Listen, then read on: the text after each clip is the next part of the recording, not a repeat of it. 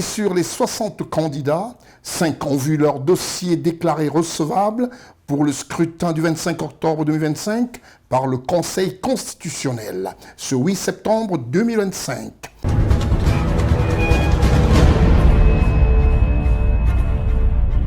Votre programme d'information avec l'UIL, l'Université internationale de Libreville, le fleuron de la formation universitaire en Afrique.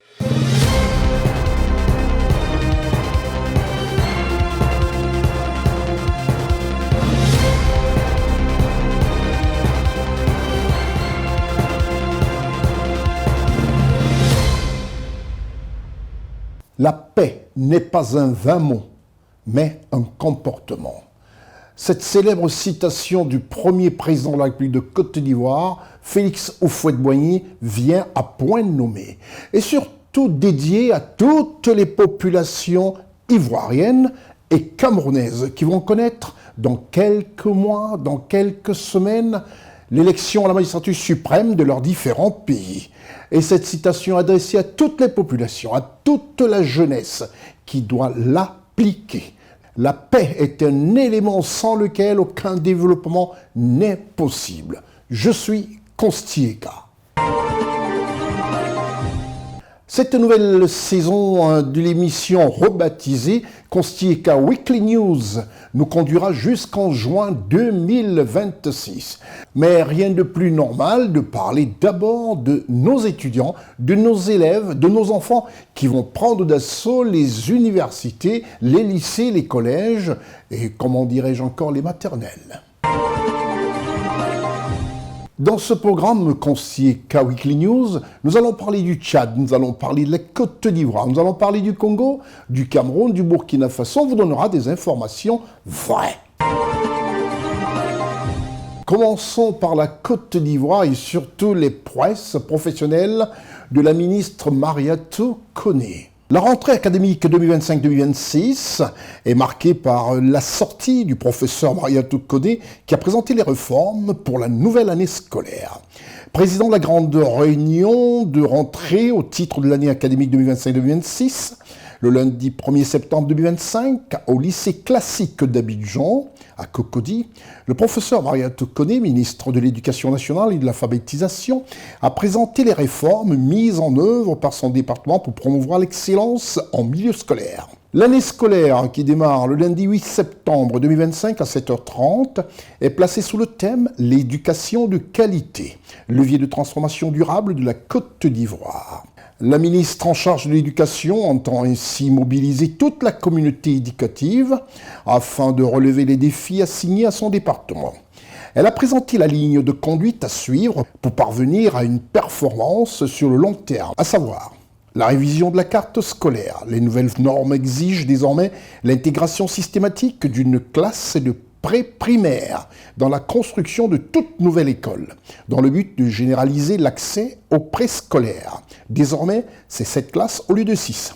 Du soutien au comité de gestion des établissements scolaires, en sigle COGES, l'État a maintenu la suppression des cotisations exceptionnelles et a augmenté la subvention des COGES. Celle-ci s'élève désormais à plus de 18 milliards de francs CFA. La valorisation des enseignants, le MENA, va récompenser le meilleur enseignant du primaire et le meilleur enseignant du secondaire. Une enveloppe de plus de 3 milliards de francs CFA sera allouée à 10 inspections de l'enseignement préscolaire et primaire, en sigle IEPP, et 400 collèges pour les aider dans la mise en œuvre de leur plan d'accompagnement. Il faut noter que le découpage de l'année scolaire 2025-2026 s'établit comme suit en Côte d'Ivoire. Le premier trimestre ira du lundi 8 septembre au vendredi 28 novembre 2025. Le second trimestre, lui, commencera le 1er décembre 2025 au vendredi 27 février 2026. Le troisième trimestre ira du lundi 2 mars au vendredi 8 mai 2026. Restez des nôtres sur Constieka Weekly News. Rien de plus normal de parler du scolaire, pourquoi pas, de l'université, bref, de la formation de nos enfants et de nos petit frère. Parlons des relations qui s'intensifient entre la Grande-Bretagne et la Côte d'Ivoire sur le plan de l'instruction, avec ces bourses Chevening qui ont été offertes à 8 jeunes Ivoiriens pour poursuivre leurs études universitaires du côté de la Grande-Bretagne. Et ceci grâce à toute l'équipe de CNN qui s'est rendue à la résidence de l'ambassadeur de Grande-Bretagne en Côte d'Ivoire. La Côte d'Ivoire va énormément occuper notre programme, premier du genre pour cette nouvelle saison 2025-2026, qui s'achèvera, comme je disais tantôt, en juin 2026. Et nous parlons du pays du président de la République, son Excellence Alassane Ouattara. Alassane Ouattara, qui est président de la République de Côte d'Ivoire. Et dans ce pays, la Côte d'Ivoire, 3014 nouvelles recrues présentées au drapeau à l'école de police d'Abidjan. Reportage CNN Côte d'Ivoire. Après 3 mois de formation de base commune FCP, visant uniquement à leur inculquer les compétences militaires, 3014 recrues, dont 896 femmes de la promotion 2025-2027, sont présentées au drapeau à l'école de police d'Abidjan. Le général de brigade Chérif Ousmane, par ailleurs chef d'état-major de l'armée de terre, leur a réitéré l'importance de leur engagement envers le drapeau national. C'est un acte fondateur qui consacre votre entrée officielle dans la grande famille des forces de défense et de sécurité. Le drapeau sous mesure incarne bien plus que nos couleurs nationales. Il est le symbole de la République, de son unité et de son indivisibilité. Il est le rappel permanent des valeurs cardinales, loyauté, discipline, probité et sacrifice. Un message clair qui se reflète dans les propos de la porte-parole des nouvelles recrues.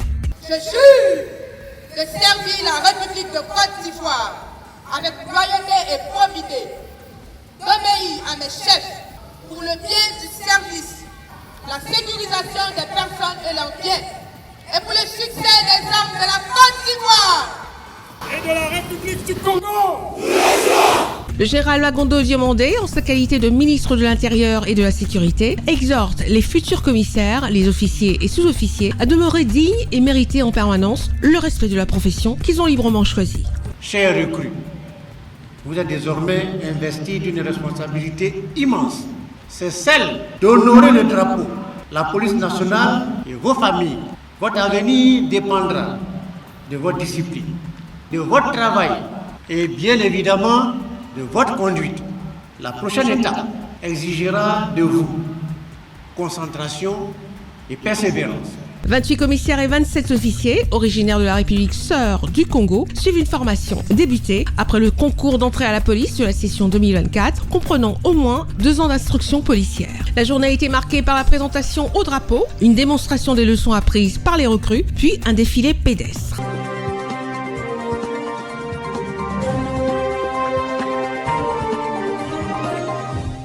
Maintenant qu'on s'est occupé de parler de tout ce qui est scolarité, tout ce qui est instruction, rien de plus normal de vous présenter l'une des meilleures universités du continent africain et qui fait plaisir à tous les parents qui ont décidé désormais d'oublier la voie de l'Europe et de regrouper nos enfants pour le meilleur savoir acquis sur nos terres.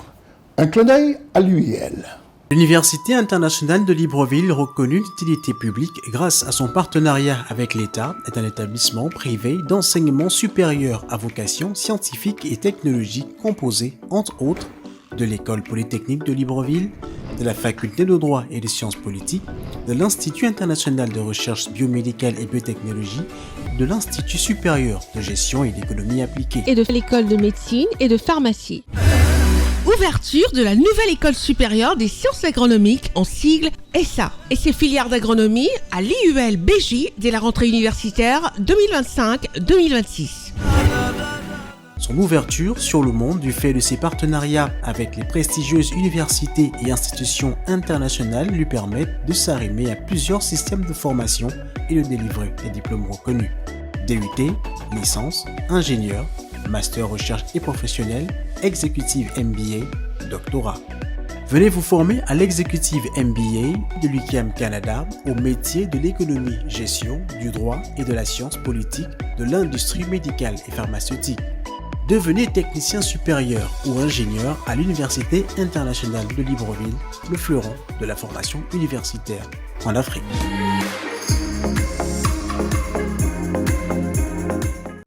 Inscription ouverte pour l'année universitaire 2025-2026.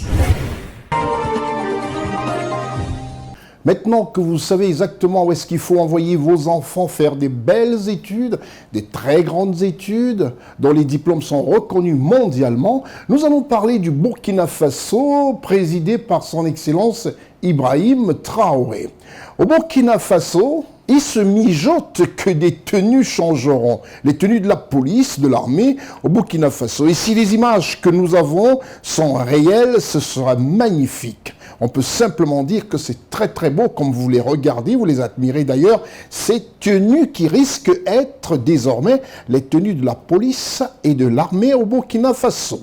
On se retrouve juste après la réclame. Direction la République du Tchad. Au Tchad, présidé par son Excellence Mahamat Idriss Déby Itno, ce pays est toujours en train de faire plaisir à ses populations. Et le président a décidé de faire des apparitions comme ça sans crier garde.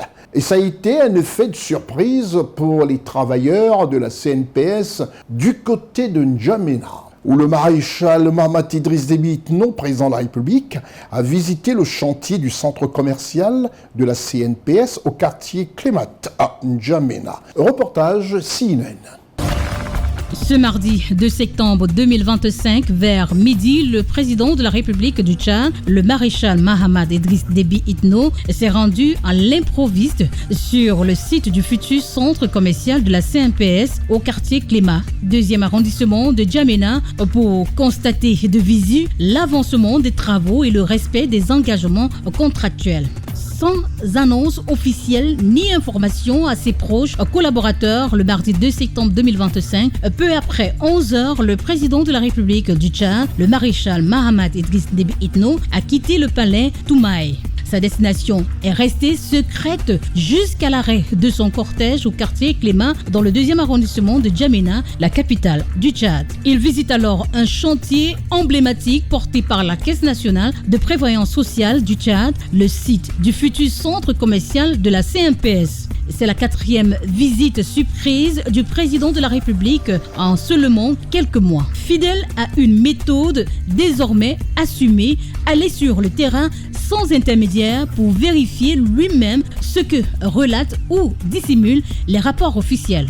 Lancé il y a plus de 7 ans, le projet se veut un pôle économique stratégique au cœur de la capitale. Conçu sur 5 niveaux, le centre renferme en son sein des compartiments réservés au commerce, bureaux, restaurants, espaces culturels, loisirs, parkings et terrasses. Le taux d'achèvement annoncé à 98% laisse espérer une livraison prochaine. Pourtant, sur le terrain, le constat est sans appel. Malfaçons flagrantes, matériaux non conformes et non-respect du cahier des charges sont évidents. Visiblement déçu, le chef de l'État tchadien, le maréchal Mahamat Idriss Déby Itno, a dénoncé un manque de rigueur et exhorte les entreprises nationales à faire preuve de professionnalisme dans l'exécution des travaux financés par les contribuables tchadiens. Tout a été fait pour que ça finisse le plus rapidement possible. Dans cette cité, nous avons beaucoup de projets, notamment l'hôtel Palace, la construction de deux joyaux que vous voyez derrière vous, notamment le bâtiment de l'ARSAT et de la HHT. Et il y a aussi des projets privés. Et aujourd'hui, je suis venu particulièrement pour visiter le centre commercial. D'abord, le délai n'a pas été respecté. Et le cahier des charges aussi n'a pas été respecté. Vous avez vu que les matériaux utilisés ne sont pas des matériaux aux normes internationales. C'est dommage qu'après 10 ans, un projet qui a été initié, un très bon projet, et jusqu'à aujourd'hui, les Tchadiens n'en bénéficient pas. C'est très dommage. Le président de la République du Tchad, le maréchal Mahamat Idriss Déby Itno, a également interpellé les organes de contrôle, le gouvernement, le patronat, la chambre du commerce, d'industrie, d'agriculture, des mines et de l'artisanat. Le message est clair, suivi. Qualité et transparence doivent être la règle dans tous les projets publics. Fini les excuses. La médiocrité ne sera plus tolérée dans les ouvrages d'intérêt national, a déclaré le chef de l'État tchadien. Dorénavant, je verrai à ce que tous les projets qui sont en cours soient exécutés. Et j'instruis aussi le gouvernement de suivre et de faire des descentes, comme je l'ai fait aujourd'hui, sur tous les projets, sur toute l'étendue du territoire national. J'invite aussi les institutions et les organes créés pour la lutte contre la corruption de faire leur travail aussi. Chacun doit faire son travail pour que les choses marchent. Assumé par le chef de l'État tchadien, le maréchal Mahamat Idriss Déby Itno, qui contrôle personnellement l'usage des fonds publics pour garantir que chaque franc CFA investi dans les infrastructures serve l'intérêt collectif et non l'intérêt personnel. Au-delà des mots, c'est un appel fort à la responsabilité, à la rigueur et au sérieux dans la gestion des projets structurants.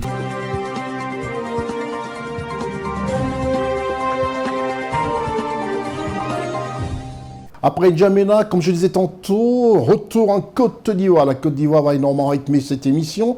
Et en Côte d'Ivoire, le pays présidé par son Excellence Alassane Ouattara, un pays qui fait beau vivre, on se sent bien, on se sent heureux, et qui voit comment l'Afrique se développe. Ça fait énormément plaisir et hommage et honneur à tous les Ivoiriens qui consolident la paix dans ce pays, la Côte d'Ivoire. Le président de la République est candidat à sa succession et il s'est plié aux règles administratives en déposant sa candidature aux prochaines présidentielles. Tout en vous rappelant qu'en Côte d'Ivoire, 60 candidats ont déposé leur dossier à la CEI, à la Commission électorale indépendante. Alors celle-là a transmis tous les dossiers à la Cour constitutionnelle qui va décider quels sont les candidats retenus pour concourir à la magistrature suprême de la Côte d'Ivoire. Et sur les 60 candidats, 5 ont vu leur dossier déclaré recevable pour le scrutin du 25 octobre 2025 par le Conseil constitutionnel, ce 8 septembre 2025. Il s'agit de Mme Simone Gbagbo, de M. Jean-Louis Billon, de M. Awadon Melo, de Mme Lagou Henriette et de son Excellence Alassane Ouattara. C'est le lieu aussi ici de penser à ceux qui sont aussi du côté du Cameroun. Donc les 13 candidats sont connus pour la course à la magistrature suprême. Et du côté du Cameroun, on peut simplement dire que du côté de l'opposition, ce monsieur brille. Et lui, c'est Akeremouna, maître Akeremouna, qui a été un bâtonnier de renom et quelqu'un qui a la sympathie de toute la diaspora camerounaise et de ses nombreux compatriotes à l'intérieur comme à l'extérieur du Cameroun. Retour en Côte d'Ivoire où nous parlons du dépôt de candidature du président de la République qui a voulu faire les choses selon le respect des règles et des institutions dans son pays. Il est allé lui-même à la CEI. Reportage CNN Côte d'Ivoire. Même la pluie qui, en Afrique, accompagne les bénis lors des grands moments, était de la partie en ce mardi 26 août 2025 dans ce quartier résidentiel de la commune de Cocody, les Deux Plateaux, qui abrite le siège de la Commission électorale indépendante, en sigle CEI. Arrivé à 11h30, un grand moment de l'histoire de la Côte d'Ivoire s'est déroulé effectivement sous les yeux de l'histoire. À travers les yeux par milliers de ces milliers d'hommes et de femmes, des militants du RHDP, venus telle une marée humaine, et ce depuis l'aube, accompagnés Alassane Ouattara sous des addos interminables. Le président était là, effectivement venu en personne, au milieu de toutes les couleurs de son parti, le RHDP, pour déposer son dossier de candidature à l'élection présidentielle du 25 octobre 2025. Comme on peut le voir, Alassane Ouattara n'a délégué aucun membre du parti pour poser cet acte hautement symbolique, car il s'agit d'un engagement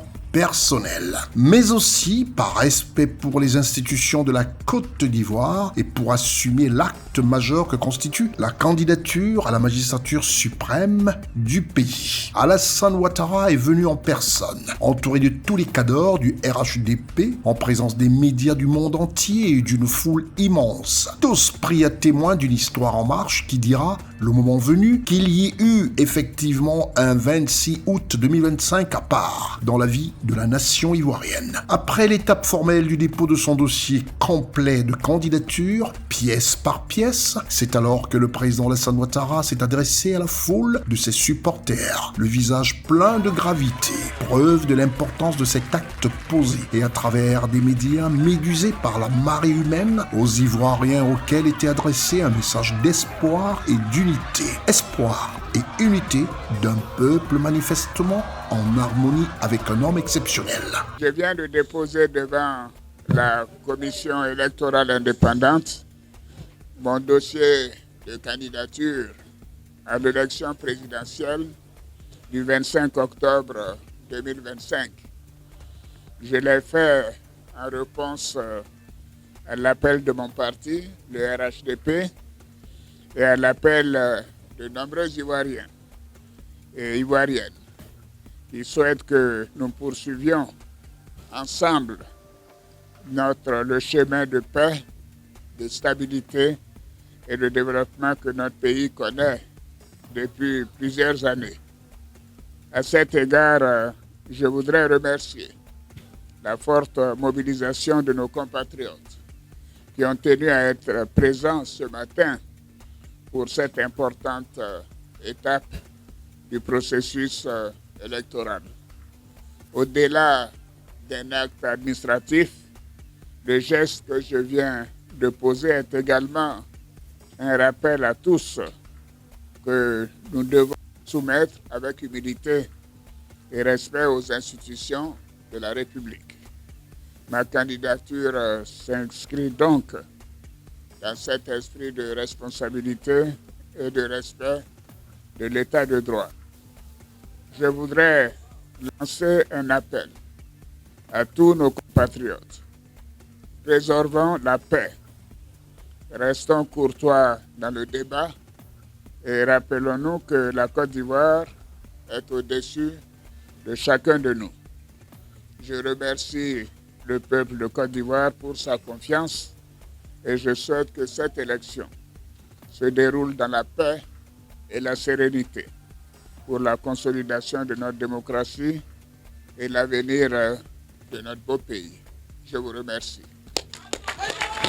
Parce que le siège de la commission électorale indépendante n'a jamais vu ça, CNN Télévision a tenu à recueillir pour vous quelques impressions. Mais vous savez, depuis hier soir, nous sommes là. Nous avons veillé ici. Parce que pour nous, aujourd'hui, c'est un grand jour. C'est le jour où le plus illustre des Ivoiriens, le plus debout des candidats, vient déposer sa candidature. Vous avez constaté avec nous cette fine pluie qui est tombée ce matin pour bénir cette cérémonie. Tous les Ivoiriens épris de paix et de développement en général et en particulier les fonctionnaires de Côte d'Ivoire sont présents pour dire au président de la République merci. Depuis toute jeune, nous avons accompagné le président et aujourd'hui, nous avons demandé au président d'être candidat pour nous. Donc il est important que nous venons marquer l'histoire. C'est une sensation de satisfaction, de fierté qui m'anime ce matin. Vu que nous avons plaidé pendant plusieurs jours que le président Alassane Ouattara accepte d'être notre candidat. Nous sommes là ce matin depuis 5 h du matin pour accompagner notre mentor, pour accompagner notre président, pour accompagner Ado La Solution pour le dépôt de sa candidature. Vraiment, nous sommes très heureux. Nous sommes très heureux parce que vraiment, c'est lui qui fait tout à Côte d'Ivoire ici. Si je suis là ce matin, c'est pour venir soutenir mon candidat pour le dépôt de sa candidature. Vraiment, je suis très, très émue. Je lui dis un grand merci pour tout ce qu'il a fait pour la Côte d'Ivoire. Nous sommes là pour magnifier une candidature que nous avons nous-mêmes sollicitée. La candidature du président de la République, son excellence M. Alassane Ouattara. Nous sommes présents ce matin pour témoigner notre adhésion pleine à cette candidature qui est pour nous la candidature du développement, la candidature de la stabilité, la candidature du vivre ensemble. Ce sont les militants du RHDP et les sympathisants du RHDP et les gens qui aiment le travail que fait le président Alassane Ouattara qui ont demandé à ce qu'il se porte comme candidat pour les Ivoiriens.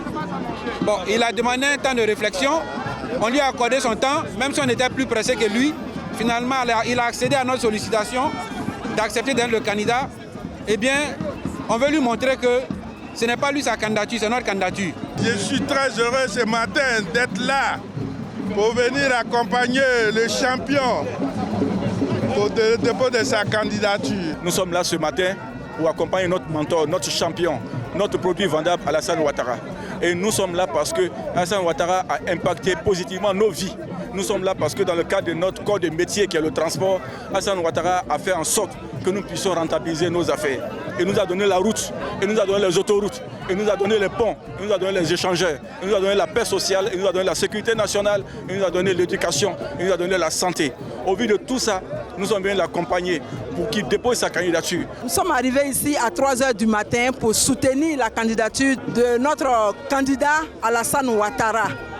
Alors, pour nous qui avons vécu la guerre, il est impérial que nous soutenons le candidat Alassane Ouattara parce que depuis 15 ans, nous nous portons mieux. Et nous sommes en paix, nous sommes stables et nous vivons en cohésion.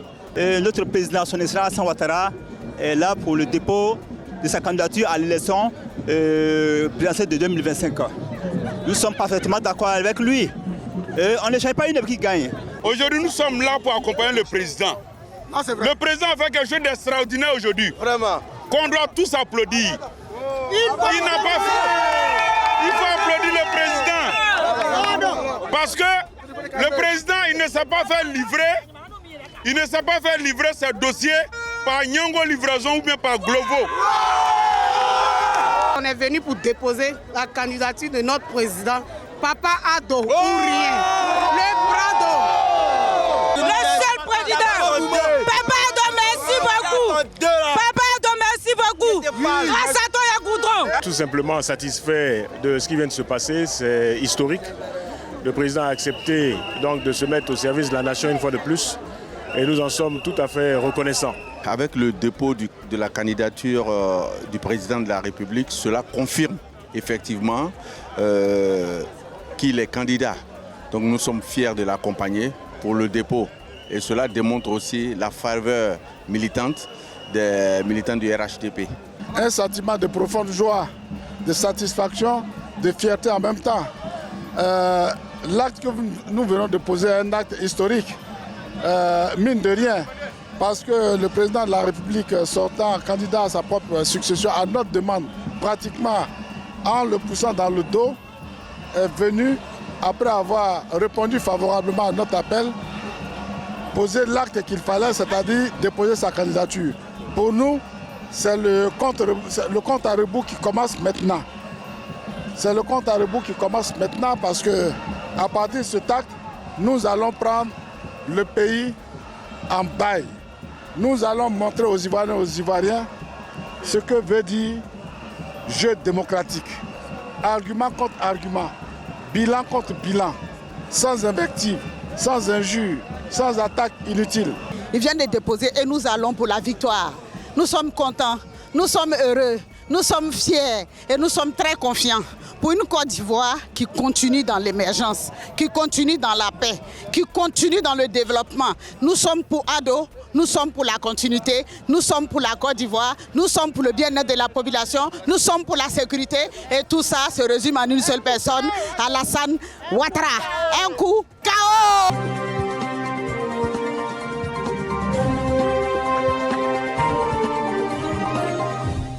Ça fait plaisir de voir les prouesses de notre reporter officiel Ousmane Coulibaly. Et nous restons toujours en Côte d'Ivoire, le pays présidé par son Excellence Alassane Ouattara, chef de l'État ivoirien.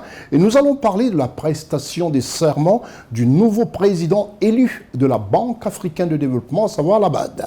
La prestation de serment du président de la Banque africaine de développement, en sigle la BAD, M. Sidi Ould Tah, depuis l'auditorium du Palais des Congrès du Sofitel, Hôtel Ivoire, en présence de plusieurs personnalités politiques et surtout du président de la République de Côte d'Ivoire, son Excellence Alassane Ouattara. Un reportage depuis le Palais des Congrès de l'Hôtel Ivoire, équipe de CNN Côte d'Ivoire. L'auditorium du Sofitel Ivoire d'Abidjan a servi de cadre pour la prestation de serment de M. Sidi Ould Tah, originaire de Mauritanie et président élu de la Banque africaine de développement, en sigle BAD. Dès 7h le matin du lundi 1er septembre, le public invité, le monde de la finance internationale, les acteurs économiques internationaux, la presse nationale et internationale, les membres du gouvernement ivoirien, les diplomates accrédités en Côte d'Ivoire et la présence très remarquée de l'équipe du magazine économique Forbes Afrique, le baromètre par excellence de l'économie africaine. Arrivée du Premier ministre de la République de Côte d'Ivoire, la présidente du Sénat, la vénérable Kandia Camara, le président sortant et élu de la Banque africaine de développement, tout ce beau monde a précédé l'arrivée du chef de l'État ivoirien, son Excellence Alassane Ouattara, président de la République de Côte d'Ivoire, qui sous des applaudissements nourris fait son entrée dans l'auditorium pour cette cérémonie qui s'ouvre dans un esprit de gaieté qui force l'admiration d'une Afrique qui gagne et dont se fait l'écho le maître de cérémonie de circonstance, M. Vincent Meyele, secrétaire général de la Banque africaine de développement, qui introduit sur le pupitre le ministre de l'économie et de la planification et de l'intégration régionale de la République du Congo, M. Ludovic Ngatse, président des conseils de gouverneurs du groupe de la Banque africaine de développement. Honneur à la prestation de serment du nouveau président de la BAD, M. Sidi Ould Tah. Moi, Sidi Ould Tah, président de la Banque africaine de développement, prends ici l'engagement solennel devant le président du Conseil des gouverneurs et les membres du Conseil d'administration de respecter les dispositions de l'accord portant création de la Banque africaine de développement, de me conformer à ces règlements, de m'acquitter de mes devoirs et de mes fonctions tels qu'ils sont énoncés dans les dites règles, avec loyauté, discrétion et conscience, et de modeler ma conduite en tant que président en ayant uniquement et constamment à l'esprit l'intérêt de la banque, conformément aux dispositions des articles 37 et 38 de l'accord portant création de la banque. Que Dieu me vienne en aide. Signature du compte rendu par le président élu de la Banque africaine de développement et la certification par le secrétaire général de la dite institution et lecture du procès-verbal. Vu les articles 4, 29, 36, 37 et 38 de l'accord portant création de la banque, vu les règles de procédure agissant l'élection du président de la banque, considérons qu'en vertu de la résolution B/BG/2025/11 du 29 mai 2025 concernant l'élection du président de la banque, le Conseil des gouverneurs a élu M.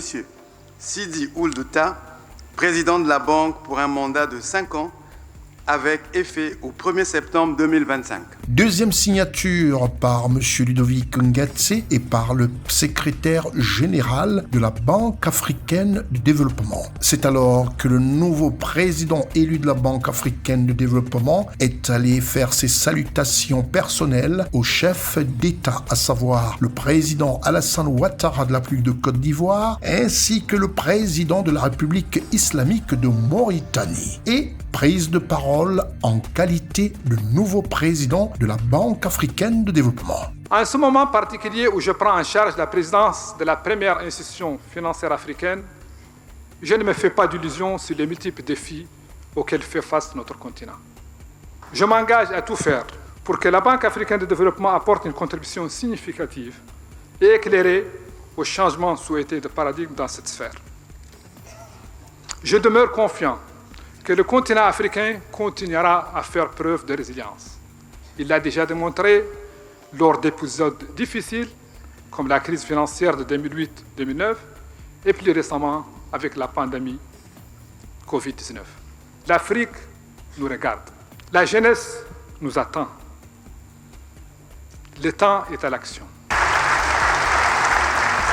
Puis ce fut au tour du président de la Mauritanie, son Excellence Ould Cheikh El Ghazouani, président de la République islamique de Mauritanie. C'est tout à la fois pour moi un plaisir et un honneur d'être aujourd'hui ici à Abidjan, à côté de mon frère et ami, son Excellence M. Alassane Ouattara, pour prendre part à la cérémonie d'investiture du nouveau président de la Banque africaine de développement, M. Sidi Ould. Je tiens à cette occasion à vous exprimer, Excellences et chers amis, ainsi qu'au gouvernement et au peuple ivoirien frère, mes sincères remerciements pour l'accueil chaleureux et toutes les marques d'attention dont j'ai été l'objet, ainsi que la délégation qui m'accompagne. Comme vous le savez, la Banque africaine de développement joue un rôle déterminant dans le développement économique et social de notre continent. Par l'accompagnement technique et financier, elle a su s'imposer comme une institution de référence dans le financement des projets d'infrastructure, d'agriculture, d'énergie, de santé et d'éducation en Afrique. Ces investissements et ces partenariats ont permis d'améliorer les conditions de vie des millions de personnes par le financement de projets structurants qui créent de la valeur, des emplois et des opportunités d'entrepreneuriat pour la jeunesse. L'engagement de la BAD auprès des États membres et des organisations régionales confirme bien l'importance de sa contribution dans nos efforts collectifs visant à bâtir une Afrique solidaire, intégrée économiquement et durablement prospère. Honneur au président Alassane Ouattara, chef de l'État ivoirien, président de la République de Côte d'Ivoire, invité sur le pupitre. Monsieur le Président Sidi Ould, je voudrais vous réitérer mes chaleureuses félicitations pour votre brillante élection à la présidence de la Banque africaine de développement. Vous prenez aujourd'hui les rênes d'une institution solide et respectée, à un moment où le continent est confronté à des défis considérables. Ces défis, bien que majeurs, constituent également de véritables opportunités. À cet égard, la zone de libre-échange continentale africaine, les ressources naturelles et la créativité de notre jeunesse sont des leviers exceptionnels pour bâtir l'Afrique que nous voulons. Monsieur le Président de la Banque africaine de développement, au regard de votre leadership, votre expérience avérée et votre vision, j'ai la conviction que la Banque africaine de développement saura faire face à ces défis et continuera à jouer un rôle encore plus important et plus déterminant dans la transformation économique et sociale de notre continent.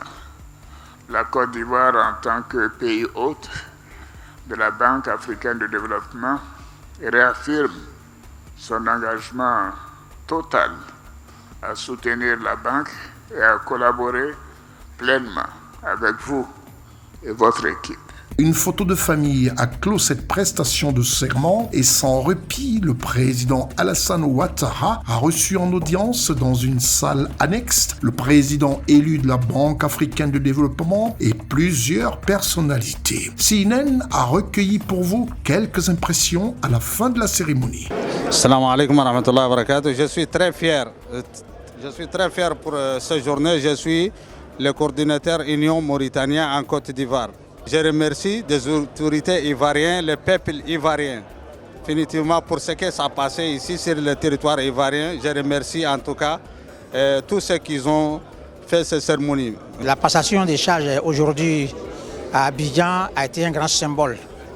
parce que M. Adesina a mis la banque à un certain niveau très haut et celui qui vient aussi a une grande capacité.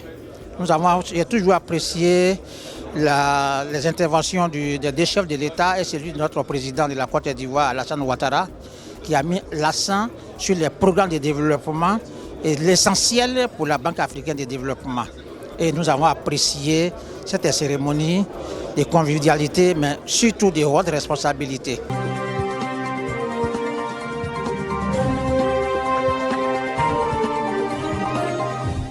Après cette information sur la Côte d'Ivoire, on y reviendra sur la Côte d'Ivoire. Nous allons faire un vol à bord de notre compagnie aérienne, Air Côte d'Ivoire, qui, vous le savez, c'est un secret de polichinelle désormais, va bientôt relier Abidjan à Paris en vol direct.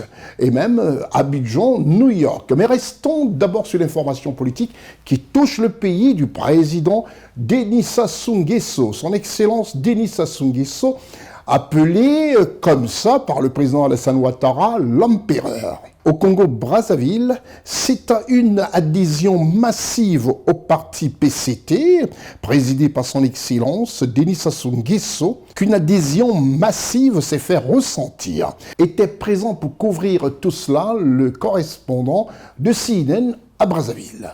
À Brazzaville, le Parti congolais du travail poursuit le renforcement de sa base militante. Le 30 août dernier, plus de 3000 nouveaux adhérents ont officiellement rejoint les rangs du parti lors d'une cérémonie marquante. Réunis dans la capitale, ces nouveaux militants ont reçu leurs insignes, symbole de leur appartenance au Parti congolais du travail. Une cérémonie solennelle saluée par les responsables de la formation politique qui y voient une forte adhésion populaire à leur vision. Nous sommes ici pour affirmer haut et fort notre engagement au Parti congolais du travail. Et nous tenons également à saluer la dynamique en cours au sein du Parti congolais du travail, particulièrement sur les préparatifs du 6e congrès ordinaire qui se pointe à l'horizon. Sur ce, nous comptons y participer pleinement pour faire entendre notre voix, pour y apporter notre contribution dans l'esprit de la ligne tracée par le parti.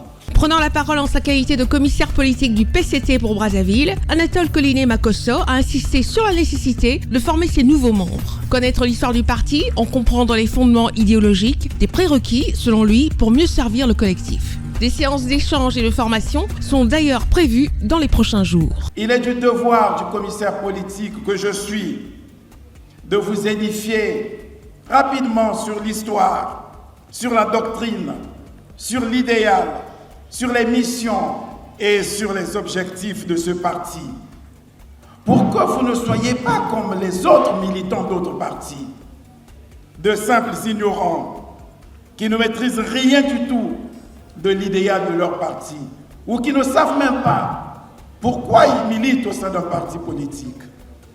Vous, militants du Parti congolais du travail, vous devez avoir une parfaite connaissance de vos idéaux. Vous devez avoir une parfaite connaissance de l'histoire de votre parti. Vous devez avoir la maîtrise de vos statuts. Vous devez connaître les normes d'organisation de votre parti pour que, lorsque vous allez vous mettre à discuter avec les autres, lorsque vous allez vous mettre à débattre avec les autres, vous ayez des arguments solides. Ces adhésions s'inscrivent dans une stratégie politique plus large en vue des échéances électorales à venir. Le PCT se projette déjà vers la présidentielle de mars 2026 avec pour ambition de consolider sa base et d'élargir son ancrage populaire. L'heure est à la mobilisation générale au sein de la formation politique. Cet échantillon de 3015 nouveaux membres du parti qui portent les insignes aujourd'hui est tiré des 10 891 fiches d'adhésion enregistrées à ce jour. Les décisions d'adhésion sont disponibles. Le ratio, comme vous le constatez, de 7 876 attend le traitement pour la prise de leur décision d'adhésion. Et cette dynamique dépasse le cadre de la capitale. Le processus d'adhésion est en cours sur l'ensemble du territoire national, conformément au calendrier établi par le secrétariat général du parti. Une montée en puissance qui prépare également le 6e congrès ordinaire du PCT, fixé pour décembre prochain.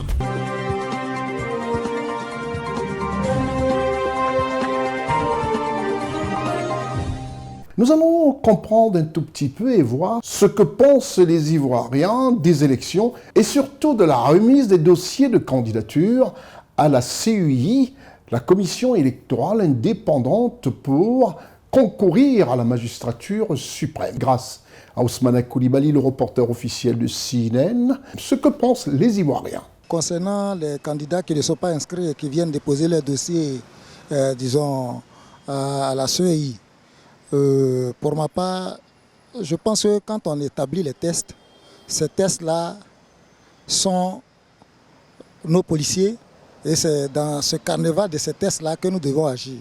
Bon, en temps réel, je pense que c'est pas trop légal, d'autant plus que on dit pour être sur la liste pour être candidat, il faut être sur la liste électorale.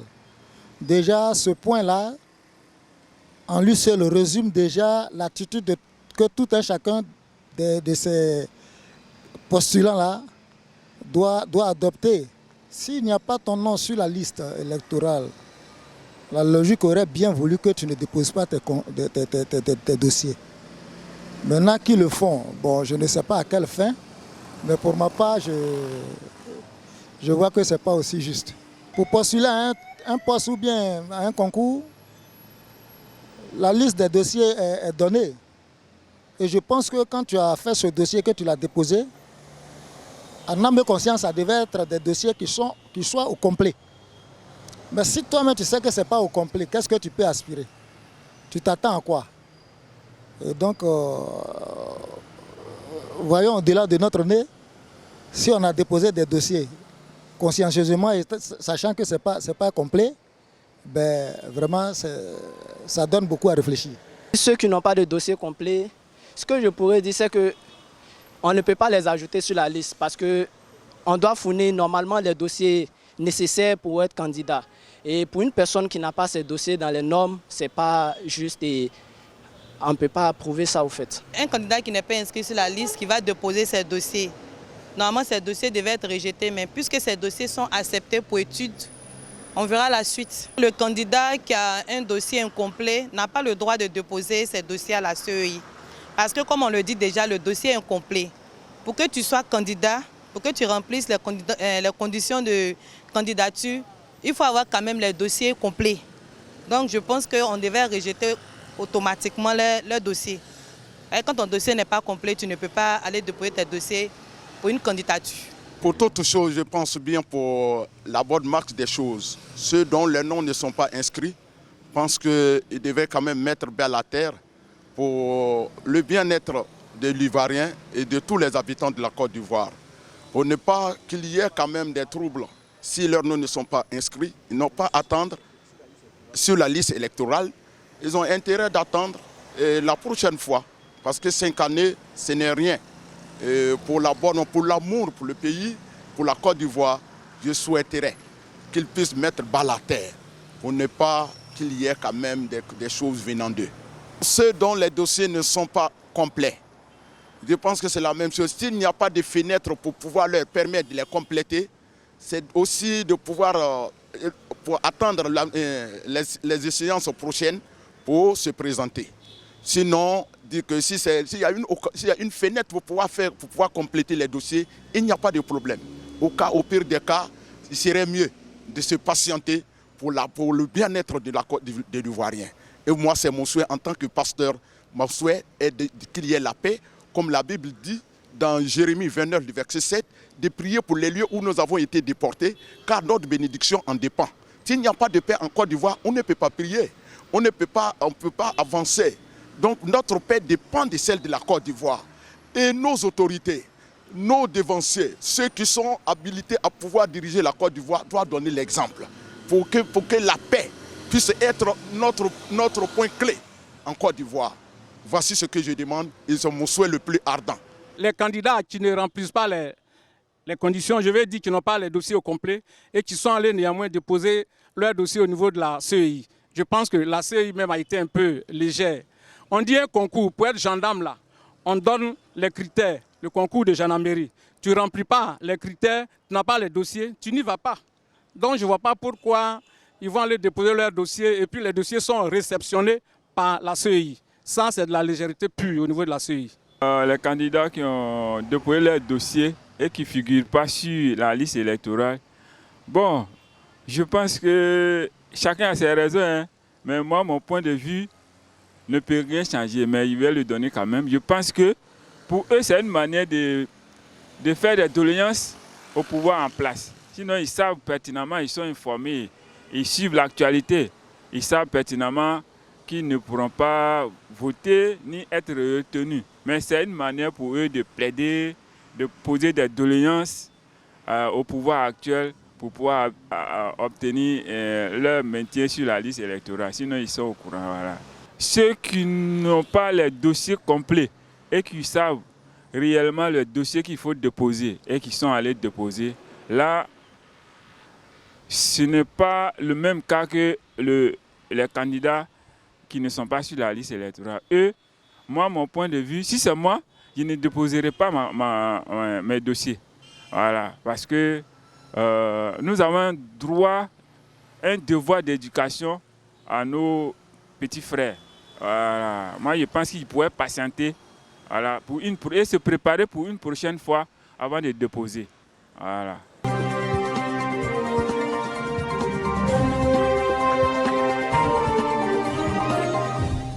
Voilà, à quelque chose près, un échantillonnage de ce que pensent les Ivoiriens. On se retrouve juste après le clin d'œil à l'Université internationale de Libreville. L'Université internationale de Libreville, reconnue d'utilité publique grâce à son partenariat avec l'État, est un établissement privé d'enseignement supérieur à vocation scientifique et technologique composé, entre autres, de l'École polytechnique de Libreville, de la Faculté de droit et des sciences politiques, de l'Institut international de recherche biomédicale et biotechnologie, de l'Institut supérieur de gestion et d'économie appliquée, et de l'École de médecine et de pharmacie.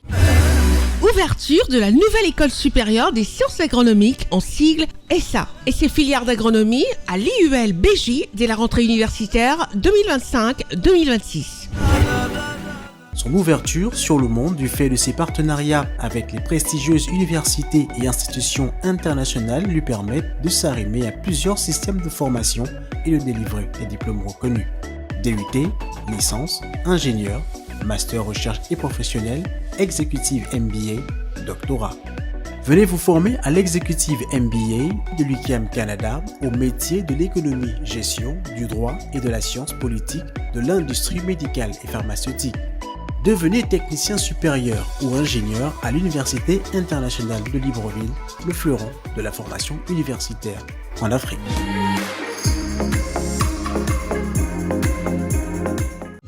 Inscription ouverte pour l'année universitaire 2025-2026. Nous quittons Libreville tout en saluant toute la team managériale de cette belle université, l'Université internationale de Libreville. Nous saluons le PCA, à savoir Madame Marie-Madeleine Boranzo, qui a donné tout pour la formation de la jeunesse gabonaise d'abord, ensuite de la jeunesse africaine, pour avoir des meilleurs leaders dans tous les domaines, avec surtout ce nouveau volet ouvert dans cette université, l'école des sciences agronomiques. Voilà qui fait plaisir. L'équipe de rédaction pour ce premier numéro de la rentrée de la saison 2025-2026 de l'émission rebaptisée Constieka Weekly News a décidé de se focaliser sur un sujet qui a attiré notre attention et qui surtout montre la voie aux jeunes générations, à la jeunesse, ce que l'on doit faire. À savoir reconnaître les mérites des uns et des autres et surtout savoir reconnaître ce qui est bien fait. Et surtout honorer aussi les meilleurs parmi nous. Un homme, Patrick Haché, ex-premier ministre de la République de Côte d'Ivoire, vous entendrez comment cet homme, ce monsieur, cet grand homme politique, parle du président Alassane Ouattara.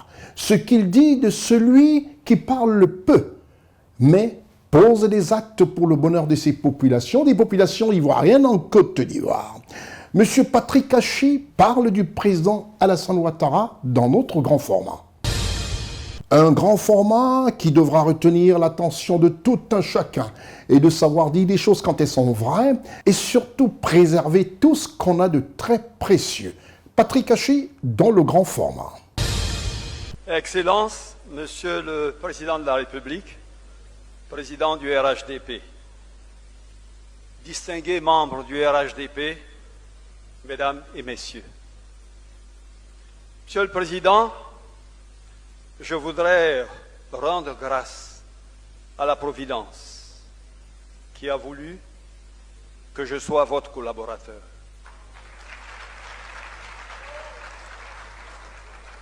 D'abord en tant que ministre des Infrastructures économiques, puis ces dernières années en tant que secrétaire général de la Présidence de la République. Je voudrais vous traduire ici ma gratitude infinie et ma reconnaissance éternelle.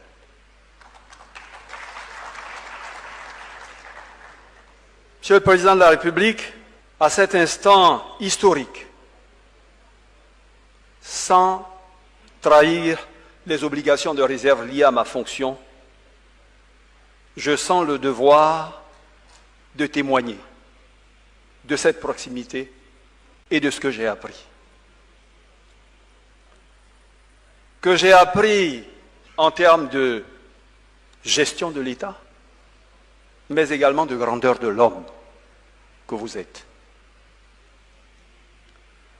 En termes de gestion de l'État, Monsieur le Président, j'avoue honnêtement que lorsqu'on est ministre ou lorsqu'on est dans l'administration, on se fait une idée de ce que c'est que la gestion de l'État. Parce qu'on vous voit au Conseil des ministres, on vous voit voyager, on vous voit dans des cérémonies, on vous voit dans des audiences, mais on n'a nulle idée de ce que c'est jusqu'à ce qu'on y arrive.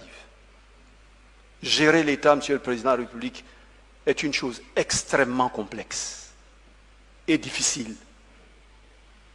Depuis les relations internationales et la diplomatie, en passant par les questions de sécurité et de défense, pour en arriver aux questions de politique économique et sociale. Toutes ces questions importantes, denses pour l'avenir d'un pays, requièrent une attention, une expérience et un travail énorme. Monsieur le Président, je suis arrivé et je vous ai vu au travail avec Monsieur le Vice-président de la République sur toutes ces questions, mais au-delà, sur les audiences de chaque jour, sur les cérémonies, sur les voyages. Et j'ai commencé à me poser des questions. À 6 heures du matin, vous aviez répondu à tous les mails. Qu'ils soient envoyés à minuit, à 2 heures, à 3 heures, vous les avez tous lus. Avant 7 heures, vous avez lu plus de 20 journaux de la place publique, sans oublier que vous avez écouté les informations de 20 heures et de 23 heures. Vous avez reçu les éléments des renseignements que vous avez lus. Et comme vous le disiez tout à l'heure en le décrivant, c'est une tâche immense. Et là, véritablement, on commence à avoir une autre perception de l'État et de sa complexité. Et on habitait par une chose extrêmement importante, c'est l'humilité. Oui, on se rend compte que pour arriver à abattre une telle tâche, il faut une capacité de travail hors norme, il faut une rigueur, il faut de la méthode, mais il faut également de l'engagement. Il faut du dévouement que seul l'amour d'un pays vous donne.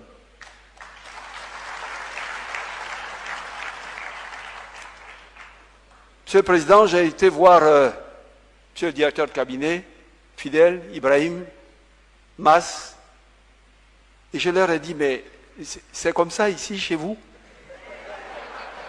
Oui, parce que moi j'arrivais quand même, après les infrastructures, quelques années quand même, je me suis dit, bon, Monsieur le Président, c'est inimaginable ce que c'est que la complexité de gérer un pays, surtout un État comme la Côte d'Ivoire. Monsieur le Président de la République, au-delà de ça, de gérer le temps, tout ce temps, vous prenez le temps et vous avez le temps de l'empathie. Le moindre décès, du moindre collaborateur, le moindre anniversaire, tous les détails et les attentions les plus soutenues, vous n'en ratez aucun. Tout ce qui concerne vos collaborateurs, vous êtes auprès d'eux. Jamais de ma vie, Monsieur le Président de la République, je n'ai vu chose pareille. Et j'ai eu pour vous un immense respect. Monsieur le Président, ça va maintenant bien au-delà de ça. Ça, c'est le travail de tous les jours. Mais j'ai eu la chance, à vos côtés, d'aller à l'étranger, de voyager, de rencontrer des personnes. J'ai eu la chance inouïe d'assister à des audiences avec les plus hautes sommités de ce monde. Il m'est arrivé, avec vous, d'avoir des audiences privées avec des chefs d'État de très grands pays, à 3.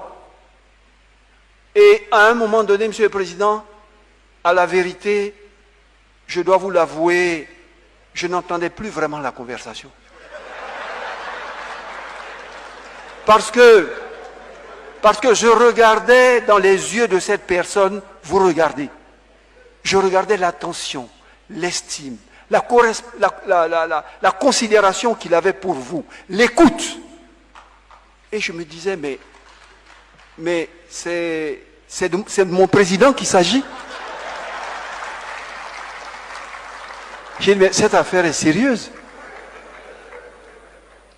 Et je rentrais chez moi à l'hôtel, tout habillé, et je marchais.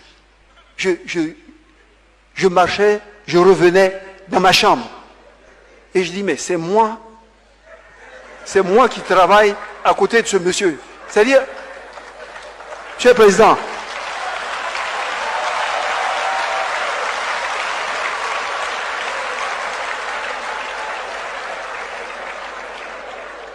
j'ai dit, mais quel grand bien ai-je pu faire au bon Dieu pour qu'il me donne tant de grâce? Monsieur le Président, j'ai eu la chance d'assister avec vous à des huis clos présidentiels. 8 chefs d'État présents. Chacun parle, il prend la parole, il bavarde, et puis à la fin, vous prenez la parole. Vous faites la synthèse, vous donnez l'orientation, et plus personne ne parle. C'est terminé. Mais, au-delà de la profondeur de vos propos, c'est le respect que les gens pourront pour vous. Le leadership qu'ils acceptent sans conteste et qu'ils vous reconnaissent. Et je suis là assis pratiquement sur une fesse parce que je regarde tous ces chefs d'État, vous me faites l'opportunité d'entrer et je me dis mais c'est pas possible. Je ressors, on est dans l'avion, vous parlez, mais président je vous entends pas, je suis encore au huis clos. J'ai dit mais c'est le monsieur là qui est à côté de moi ici. Et nous on s'amuse avec ça. Monsieur le Président de la République, j'ai vu des chefs d'État de grandes nations développées au monde, en Europe, alors qu'on devait nommer des gens à des institutions importantes du monde. Ce n'est pas des Africains qu'on nommait, hein, c'est des Européens. Vous appelez et dites, Monsieur le Président, nous souhaiterons avoir votre opinion, nous voulons nommer des gens, vous connaissez les gens de ce monde, donnez-nous votre conseil, donnez-nous votre avis.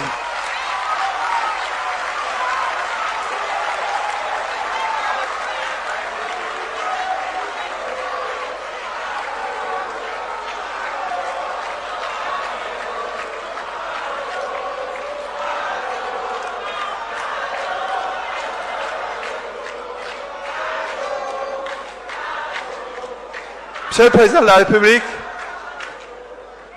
j'ai vu des chefs d'État du monde désireux de faire nommer un des leurs dans une institution. Vous appeler et vous dire, si vous ne faites pas campagne pour moi, je ne gagnerai pas. Et vous voir appeler des chefs d'État occidentaux, asiatiques, africains, pour dire, mon candidat c'est celui-là, supportez-le. Et ce candidat a gagné.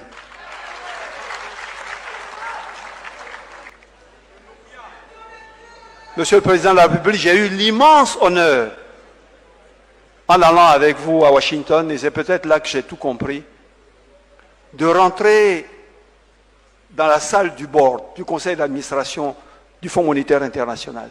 Impressionnante salle. 50 personnes assises autour d'une table en rectangle. Et ce jour-là, parce que vous reveniez à nouveau au fond, après l'avoir quitté depuis de longue date, on a organisé un conseil d'administration exceptionnel, extraordinaire, pour que vous puissiez dire 2 mots.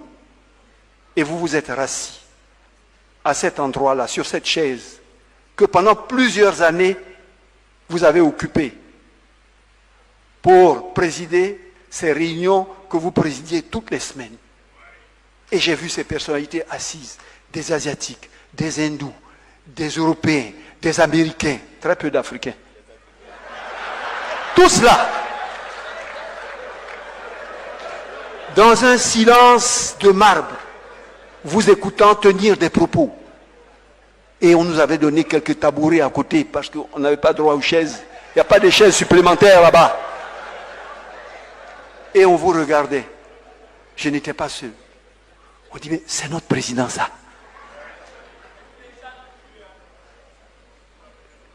Et je me souviens, Monsieur le Président, lorsque nous sommes revenus à Abidjan, et qu'à l'issue d'un conseil des ministres, vous m'avez fait l'honneur de me donner la parole, et j'ai dit à mes ministres qui étaient là, à quel point j'avais été impressionné.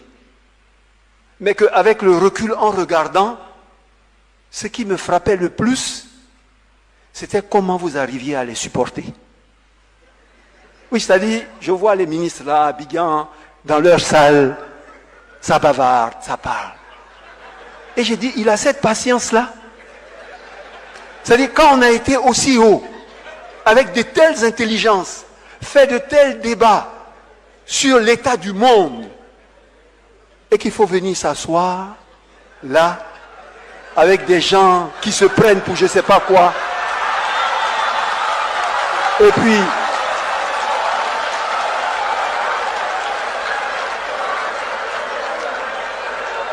puis, pour parler d'une petite Côte d'Ivoire, un petit Abidjan, et de s'écouter parler, quoi. C'est-à-dire, s'écoute parler. J'ai apprécié une chose, Monsieur le Président, j'ai dit, ce monsieur a une grande humilité. Il a une grande humilité et il aime son pays. Parce qu'à chacun, vous avez la patience d'écouter et de lui donner l'impression que ce qu'il dit est très important.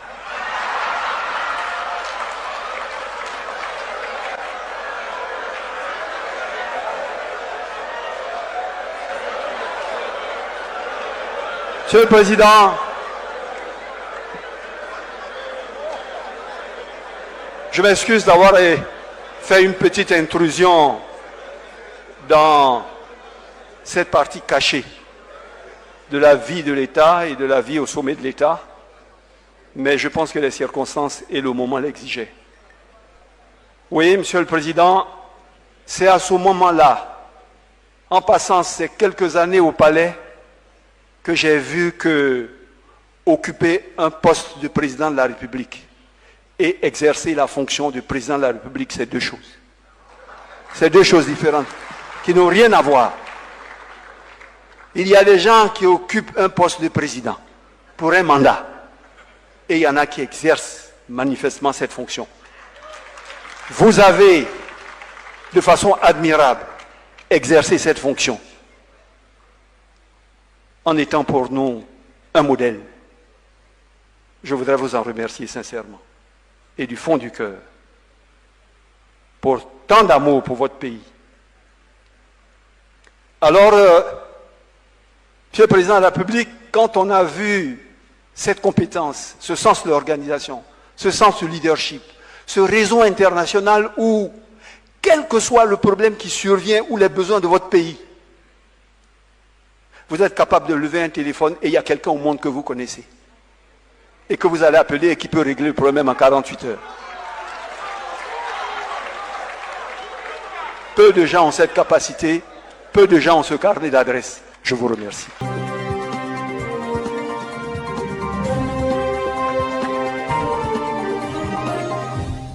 Voilà ce qui est dit par un homme respectable, un homme respecté dans le milieu politique ivoirien. ancien Premier ministre de la République de Côte d'Ivoire, à savoir M. Patrick Hachi, qui parle du président Alassane Ouattara. N'oubliez pas que cette émission Constieka Weekly News est diffusée sur C-Direct, cette chaîne de télévision que vous retrouvez sur le bouquet africain Canal+, sur My Bouquet Africain, by Canal+, sur le grand réseau Canal+, au 569, pour tous ceux qui sont sur le continent africain, et pour ceux qui sont du côté de l'Europe, sur les bouquets SFR au 852, et le grand bouquet fruits sur 449, et sur le bouquet Molotov TV à 21h30 le samedi, heure de Paris, et une rediffusion prévue le dimanche à 13h et à 22h. Ça, c'est du côté du Paris, pour tous ceux qui ont les bouquets SFR fruits Molotov. Et aussi sur CNN, votre télévision, disponible au 12 du bouquet Créoling, au 12 du bouquet numéricable, et disponible sur les bouquets TV Garden et Blackstream, que vous pouvez télécharger via Google Store ou Play Store, télécharger TV Garden, bouquet numérique ou encore Blackstream, sans oublier le lien cnntv.ci. Et en relais sur une autre chaîne d'information africaine 24h sur 24, à savoir C-Web Info, disponible sur www.cwebinfo.ci. C'était votre programme d'information avec l'UIL, l'Université internationale de Libreville, le fleuron de la formation universitaire en Afrique. Voilà, tout en souhaitant un bon retour à toutes les équipes de CNN. C'est vrai, les vacances, ça a été pour certains.